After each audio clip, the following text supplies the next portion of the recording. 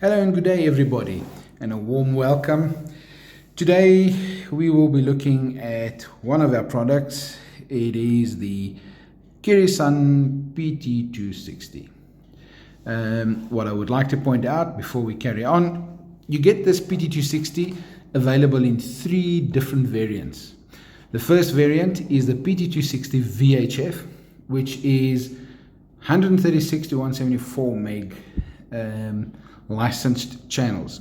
Then you get a PT260 UHF, which is the same, but just it does a whole split 400 to 470 licensed. But then there's a PT260 LF, which is the license-free little device. Most of my comments will be based upon the whole range. There will be a change on the different models that I will indicate once we get to it. In our test for today, we will have a look at the PT260 VHF. And yeah, let's jump right in. The white box obviously makes it look supreme. Yeah, plain white box and a picture of the device on it. Once we open the device, you will see that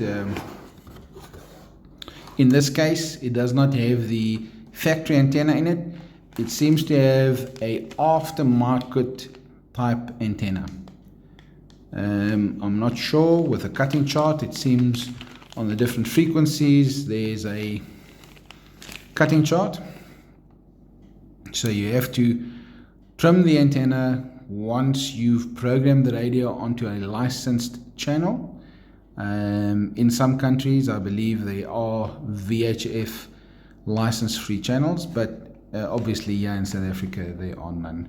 So the antennas change from the bands. The UHF band and the license-free one have different antennas. This is the VHF one.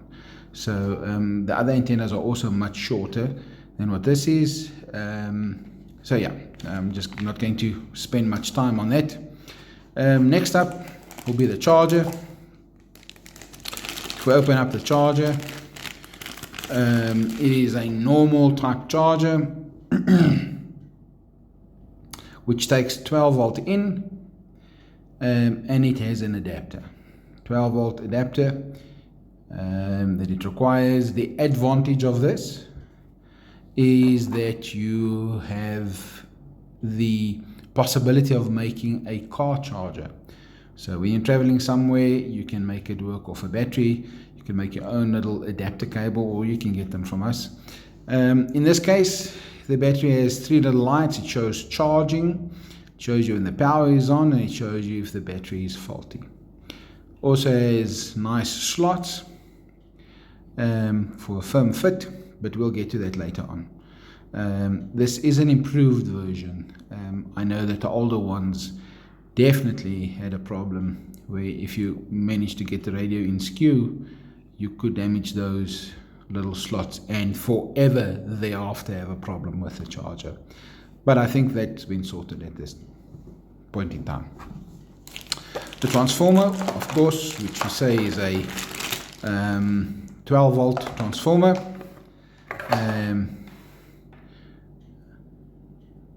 12 volt half amp, and also the things I hate, 2-pin progs with a little adapter that fits into the little hole there.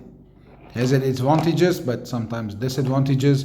If you've got a whole lot of these things lying around, all different voltages, you end up with a problem that you may put a 9 volt adapter in there, and or you can put a 18 volt adapter in there, and you could cause some damage to the device. Just a side comment. Okay, next up will be the battery. The size of the battery on this, see if we can see it.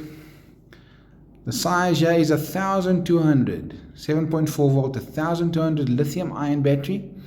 A bit smaller than some of the competition. 1200 is a bit small, but nevertheless enough power to maybe last a shift. Let's have a look at the device. Always packaged from China in nice plastic bags. And just to show you, there is a booklet in the bottom, and it seems to have the carry strap in the plastic bag with the book. So same as all the others, it just seems to be in a different position. I know that they do come with a belt clip as well. I do not see the belt clip here, neither do I see it in the supply package. They usually also come with a belt clip. Just mentioning that, maybe this is just a supplier supply problem. Yes, next up is the device. Fairly straightforward, similar to the other stuff available. Speaker and microphone also similarly placed. Side buttons, you have your PDT with the 2 side buttons. The belt clip is mounted already. What I do like about this versus some of the other stuff is that the belt clip is already mounted, but mounted on the chassis.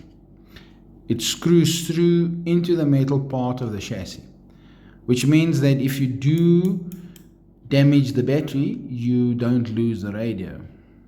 The belt clip is fitted to the device, which is a much better secure fit. Okay, next up, push it in like much of the other radios. In first at the bottom, then click at the bottom.